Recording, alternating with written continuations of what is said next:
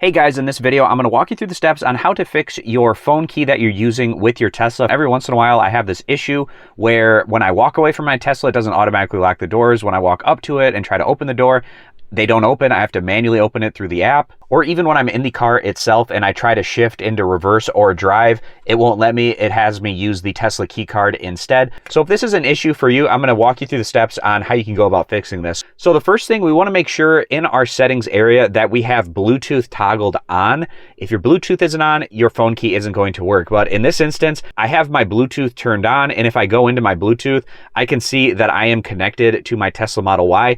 Maybe the connection has gone stale, it's just not working and it needs to be refreshed. So what we're gonna do in this case is in our Tesla vehicle from the main screen, what we wanna do is click on the little icon of our car in the bottom left-hand corner to open up our menu. And in our menu, we're gonna go down to the area where it says locks and click on that. And then in your keys area, find the phone that isn't working as a key for you. And we're gonna click on the little trash bin next to it. And we're just gonna go through the process of resetting this up, which doesn't take very long. So what we're gonna do is click on this little bin right there. And then we need to take out our Tesla key card. In the newer Teslas, you just tap it in the phone charging area. If you're in a little bit older of a Tesla, you're gonna tap the key card behind the cup holders. But once I do that, then it will remove that phone key from my keys area. So now at this point, I'm gonna open up the Tesla app on my smartphone. And for whatever reason, if this phone key setup option doesn't show up, click the little lock button that shows up underneath your car.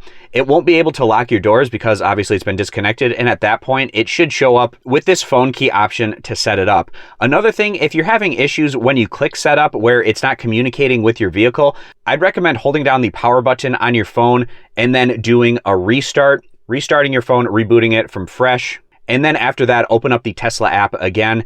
And then we're gonna click on this button here where it says set up for our phone key. And then it's gonna be communicating with our car and authorizing our phone key. And once it does that, it should say that it is connected here. And we can also see that our phone key has showed up in our keys area. And a good sign that it is working is when the phone key is up here, it should be highlighted in white. You can see my key cards are grayed out.